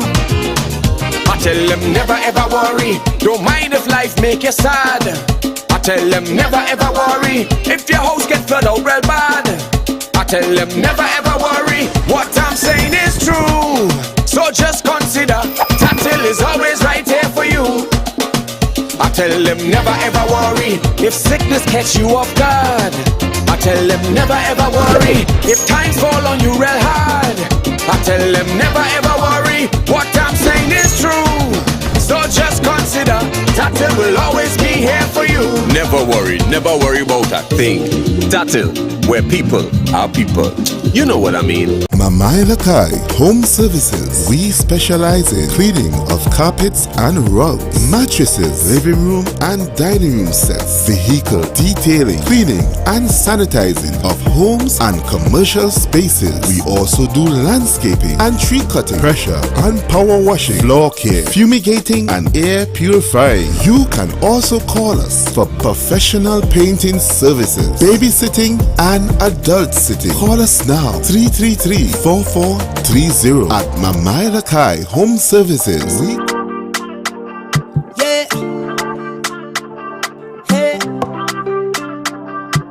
Tobago updates. Good morning, Tobago. Welcome back to Good Morning Tobago. And of course, it's a rainy day, and it looks like the rain is sort of, hampering our broadcast. But I guess we apologize for the little disruption a while ago. But we are moving along. And again, if you're just joining us or you missed the earlier part of our interview, we are speaking here with two of our game wardens, and that of Mr. Jester Alman and Ms. Anushka Ramsden. And now, I'm just going to start over our conversation a little bit. So we're talking about the hunting season. The hunting season opened on Saturday, October 1st, and it goes on till March 30th. No, it doesn't. It goes until the last day in February. Last day in February. Right? And so then you have basically 1 month to consume your meat or dispose of it before it is, before you can get fined. Yes. So the 1st of April officially is when the season closes to the last day in September, which is the 30th of September. Okay. So, Mr. Alman, can you give me an idea or just some of the parameters around the hunting season for this year? What is different, or is it the same? It is the same. But some of the parameters, they have the main ridge Tobago, which are the main area that hunters hunt, which is from, let's say, from Mason all the way up to Charlottesville. So those are the areas most hunters hunt in state lands. And then if you are to hunt in private lands, you need to get permission from the owners. In a letter, written document stating that the person name gave you authorization, because you're not supposed to hunt on private land without proper authorization from the owners. Right. And I also know that there's a shorter hunting period. So even though the hunting season goes up until February, you only have a shorter time for that of iguana. Yes. So, Ms. Ramsden, can you give me an idea of just what are the parameters around that? Well, the iguana season closes now to the 1st of December. So no hunting is allowed after that time. And during that, when the season closes to the 1st of December, you are required to get rid of whatever you wild meat, whatever iguana you have in your possession as well. And why is that? Well, they stated that the breeding period for the iguana has changed, so that time iguanas tend to be laying earlier. So to help with the conservation methods and stuff, I think this is why we have a shorter period for the iguana season. So then a question arises that if there's a change in the breeding habits of the iguanas, perhaps start the hunting season a little bit earlier for iguanas? Is that a conversation happening at all? Not right now, but it is a conversation that could occur with the bigger heads, basically. Now, Mr. Alman, as a game warden, how respectful are Tobagonian hunters in regards to, just that time period for hunting? To be honest with you and so on, well, the generation of the hunters change. Some hunters in the past used to give a lot of respect to the game wardens. And the younger generation now, hearing how they're going on, they're not cooperative. Meaning, in terms of purchasing the permit when the season is open and respecting the season when it is closed, we're not getting that much of today. And you mentioned that you have to purchase permits. Now, because, some people say, they hear the season open and then they go out and they catch as much as they want, but there is a limit. And based on your licensing, can you give me what details can you share with me with regards to that? The details with the permit is that you purchase the permit, you're entitled, in Tobago, especially in Tobago, as I mentioned, is that the most 3 active or the 3 game animals hunters go after is the iguana, the armadillo, and the agouti. Now, you purchase, each permit is $100 each, and you hunt until the season closes. So therefore, you catch as many as you want, but you have to also remember that the data form need to fill out. When you purchase the permit, there's an information section on the form you need to fill out. Now, as you was mentioning, asked my co-worker earlier, why the season for the iguana has to close on the 31st is because doing data collecting, they realize that overhunting have a lot to do with the iguana having a shorter time. The data shows that areas where you go and used to see a lot of iguanas, you hardly see them now. So that's it with that. Are there any animals that are restricted even though the hunting season is open? Yes, okay. So under the wildlife schedule, we have something called the second schedule. And under the second schedule, we have game species that can be hunted during the open season. So the animals that can be hunted during the open seasons are lizard. That under the lizard category, you can hunt caiman, sally, and iguana. Agouti, tattoo, as you said, wild hog, cage birds, and deer and lap in Trinidad only, because at presently we don't have any deer or lap in Tobago. So during that time when the season is open, these are the only animals that you can hunt. Everything else is considered protected. So once it's not listed under the second schedule of the Wildlife Conservation Act, it is automatically protected and you're not allowed to hunt it at no point in time unless it is considered a vermin. Because we have another section, animals are listed under vermin, those are not protected by law per se. So we're not advising you to get rid of them, but you don't have a permit to get to you don't need a permit to hunt them basically, right? So most of the animals in Tobago are protected. That's basically it. And are we seeing that, I mean, you mentioned that iguanas appear to be overhunted at this point in time. What about the agouti and the tattoo? Are those looking like it's going down that road as well? No, as far as the same data that we use, we also get information from the said hunters and them, which help a lot with our stock. So the agoutis and the armadillo/tattoo, they are, well, especially the agoutis are overpopulated presently because we're having a lot of complaint from the farmers and also the hunters. So then, I mean, for hunters who are just, they're looking for just that wild meat income during this period in time, what would you say, what advice would you give to them in terms of how do they go about their hunting? Should they partner with farmers who have lands and, sort of quell the agouti stock? What should they do? Well, that's a good idea because we are advising persons who have any problems with their agouti. We are advising them to, because the season is open, allow hunters, as you said, come purchase our permit, come into their office at either Roxborough or Scarborough Inland Revenue offices, purchase a permit, and then you can go out and hunt these animals basically on the farm as well to help quell the problem, as you said.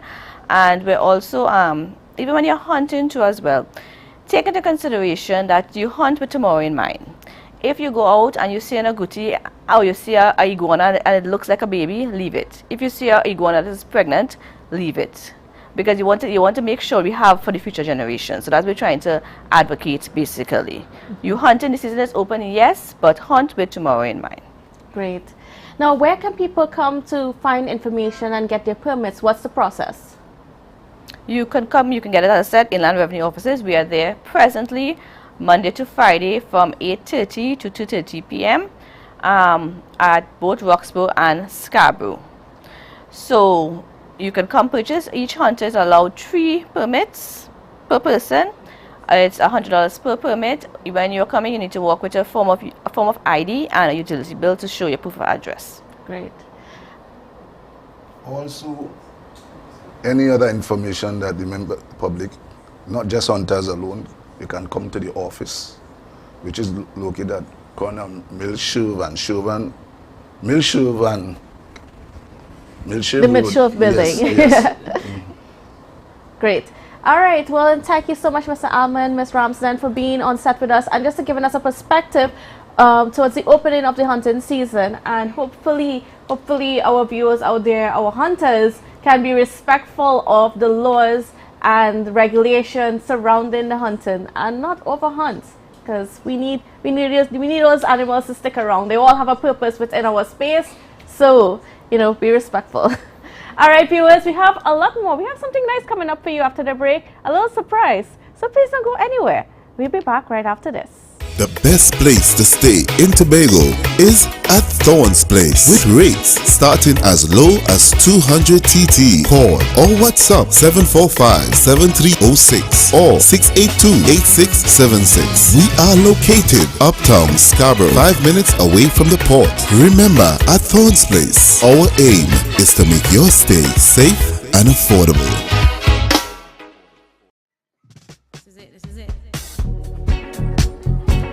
Excel Spa by Haley, where our highly trained staff are ready to deliver the top-class services in facial massages, waxing, nail enhancement and body treatment. We are ideally located at Coco Avenue, Switzerland, Tobago. You can find us on Instagram, Facebook, TripAdvisor, or you can call us on 730-0149. Excel Spa by Haley. Relax, renew, and rejuvenate.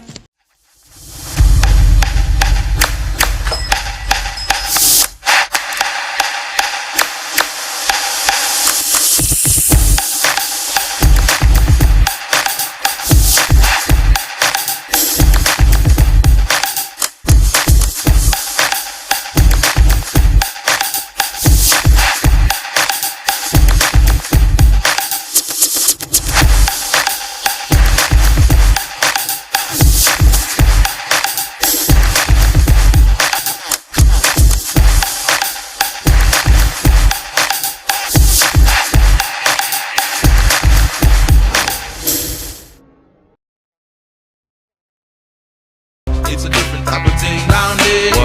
And we party till we drop down there. With a lot of pretty girls down there. Down in Tobago. You can now get whatever you need whenever you need it anywhere in Tobago with Tapago. Your meals, medication, groceries and shopping all delivered directly to you. No more hassle, no more stress. Get the Tapago app today on Google Play or Apple App Store. That's TAPPOGO and let us deliver to you. Check our website at www.tapogo.app or call the experts at 494-TOGO and 484-4746. Tapago. Relax. We will get it to you. Tapago's at your service. Tobago Glass Supplies has been a leading name for over 37 years in the glass and aluminum market in Tobago. We provide an extensive range of high-quality, innovative aluminum and glass products for commercial and residential use. Competitive prices with superior and professional services by committed employees who are guided by rigid quality standards. Tobago Glass Supplies specializes in the manufacture and installation of glass and aluminum products that are essential to today's homeowners and the business environment. We are engaged in marketing, sales, and installation of a variety of products. These ranges from windows and doors to necessities such as mirrors for homes and vehicles, designed and manufactured in-house or imported.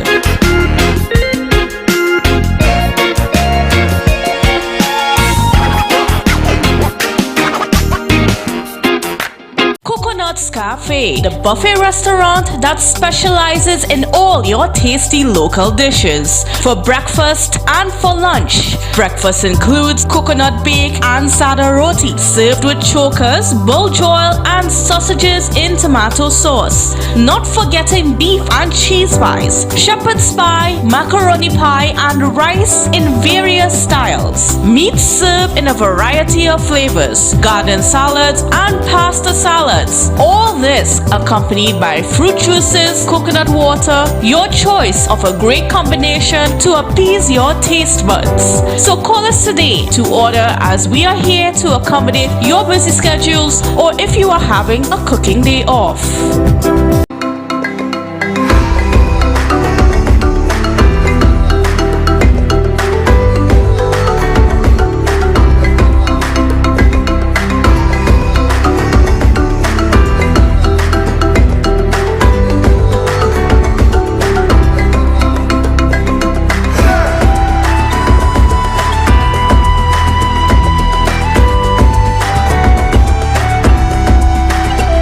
advertise with Tobago Updates. Call 284-6597. If you have a small or large business, we can get your information in front of the masses. Reach our rapidly growing viewership on Facebook and YouTube. Promote your brand in Trinidad and the Caribbean through M&E TV Now and Gayel. Yes, we can build unique ads for your business. Call now 284-6597 and advertise with us.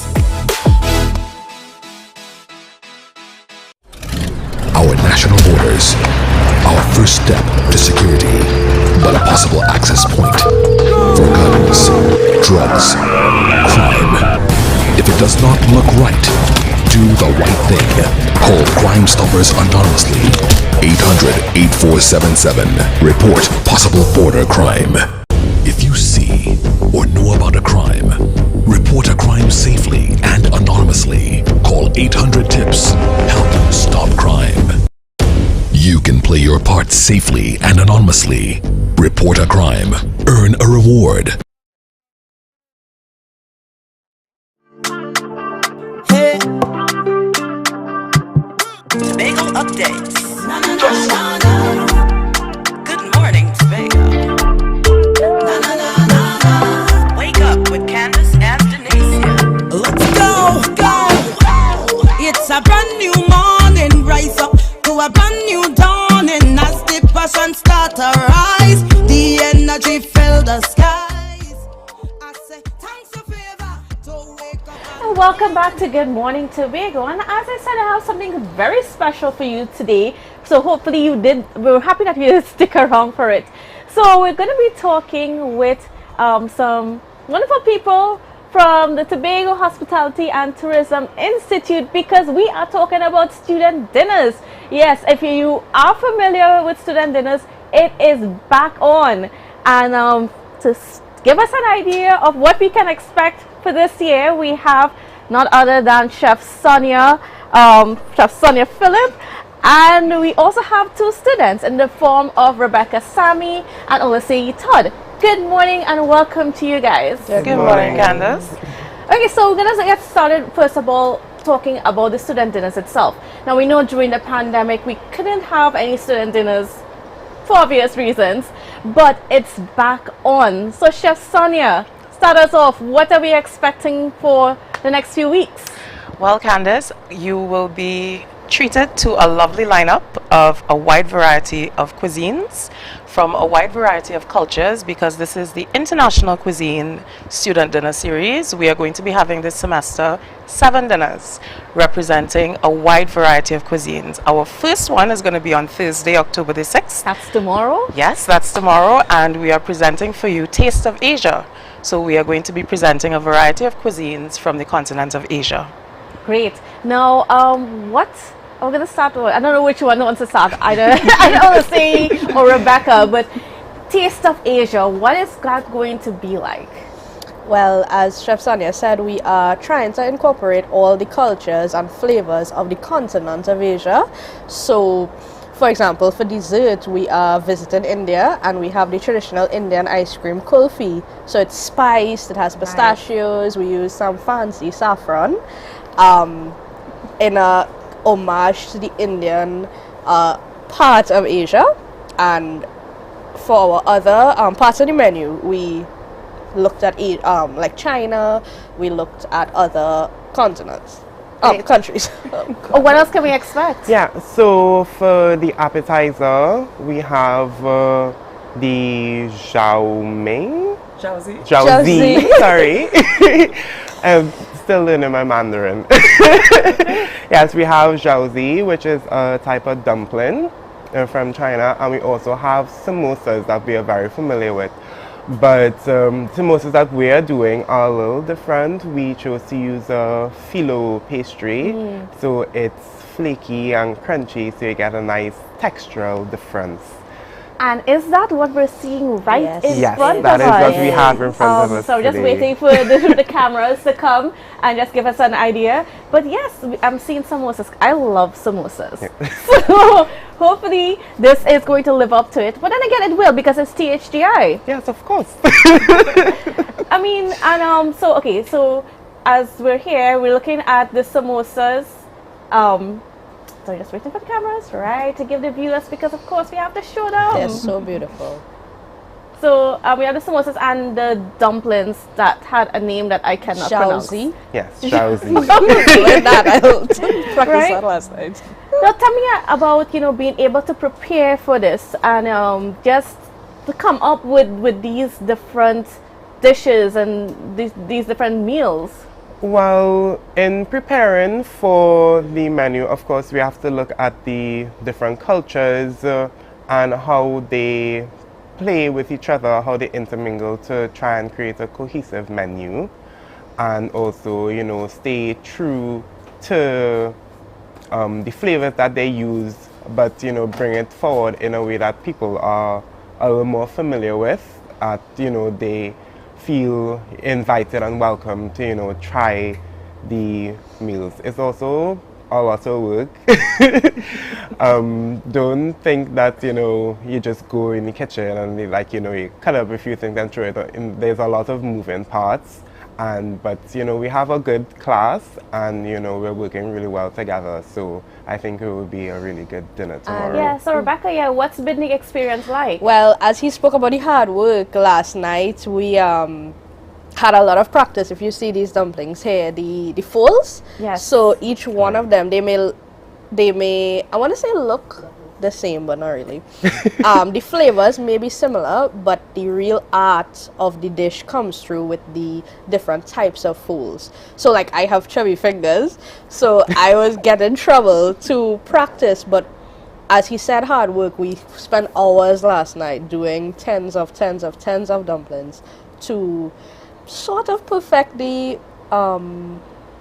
fold and show the real beauty of the different types of dumplings. They did improve over time, that is for sure. I mean, and viewers, okay, I mean, you're hearing the passion coming forth from just 2 of the students. Of course, there's a lot more. 14. There's 14 of them. And so, Chef Sonia, I mean, tell me about just being able to inspire these students to push the boundaries where food is concerned and then bring that food to the people of Tobago. Well, that's a passion of mine, you know, inspiring the next generation of culinary professionals.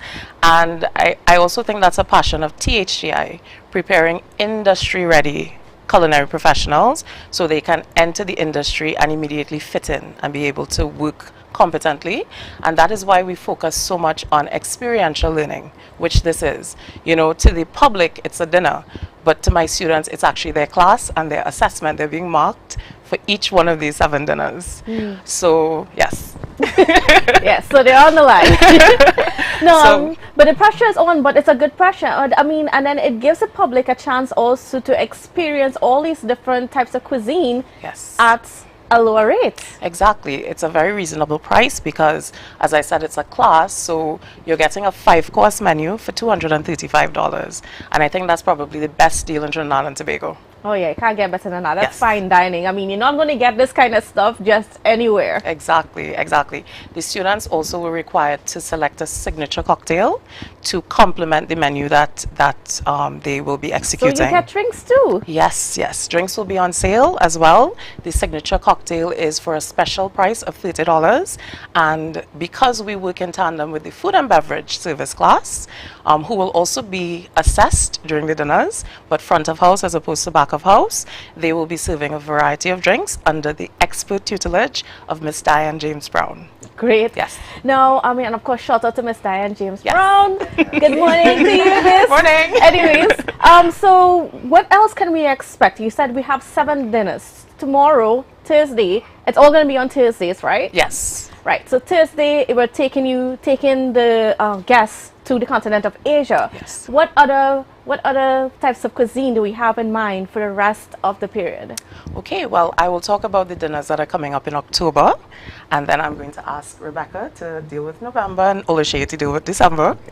So in October, we are going to actually have 3 dinners. The first tomorrow is going to be Taste of Asia. Then next week, we're doing Ciao Italia, where the students will be preparing a menu indicative of the various regions of Italy. And then we are going to end October with a tribute to our region, which I think is sometimes forgotten.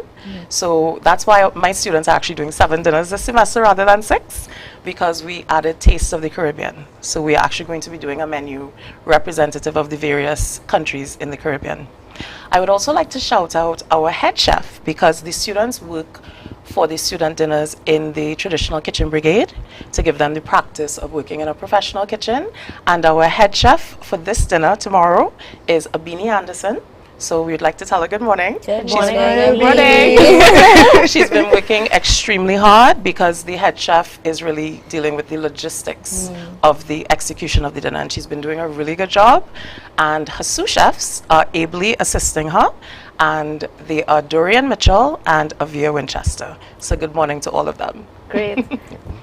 So, Olise or Rebecca, we'll go first. Yes. So, forgive me if my order is wrong. We have so many to keep track of. But in November, I believe we are paying homage to the Middle East.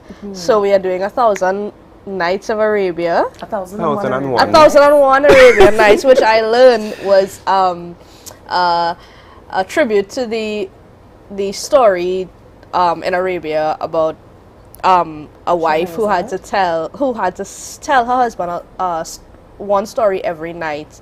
I think it was in order to survive, which is kind of. And that's where we get the story of Aladdin. Great. So we're paying homage to Middle East, and I believe we are also doing European European bistro. Great. Yes, December. and in December we have Journey to the Motherland, which is a dinner based on African cuisine, so from different regions of Africa. And then to end it all off, we have the Journey to through Latin America. So that is, a buffet. yes, it's a buffet style dinner, and all the way from Mexico, come down Central America into South America.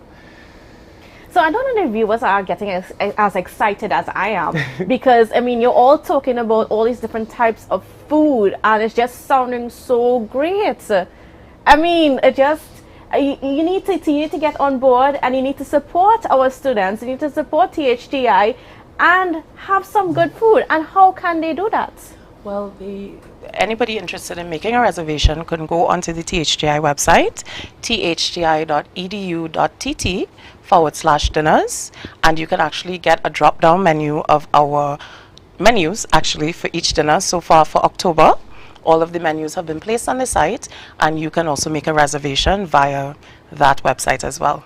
And I am recommending that people go for all of them. For every single. I think we would agree with that. Because it's really happy to see you so excited, because as excited as you all are to eat it, we are equally as excited to try out these new techniques and cuisines. Yes, and to prepare all the different types of food, and like it's like you get to travel the world in the dining room. It's really a unique I like that experience. concept. Travel in the world just through Just food. at a table. Yeah. Yeah. So, yes. I would also like to mention that in addition to our associate degree program, we also do short courses. So, you know, somebody that may not necessarily want to commit 2 or 3 years to doing an associate degree, but, you know, you like what you may be seeing, or you may want to come and fine-tune a specific skill. We also have our short course series that is available on the website as well. And in October, we're actually doing the art of bartending. You know, mixology, all the fancy stuff. Of course, yes. And we're also going to be doing in November the art of laminated pastries, which is a specific technical skill, and cakes and quick breads. And for more information, you can contact Ms. Hazel Taylor at 477-8910. All right, so there you have it, folks. That's all the contact details. I mean, and you know, like I said, for the last 2 years, we haven't been able to see THTI. We haven't been able to, you know, really experience, you know, the learning process of you guys just getting acquainted with the different types of food and so on. But what's it been like to, you know, after that period where we had to stay inside, to be able to now come out and present that food to the public? It's exciting. Yes. I think I'm a weird one in my class where I actually like to work the nights. So the dinners, I think, is like very authentic restaurant vibes. So I'm always excited to have, I want to say, the traditional going back to normal dining experience in the back of house. And I would like to believe the public would be excited to come and sit down and eat. My family is. Great. Yeah.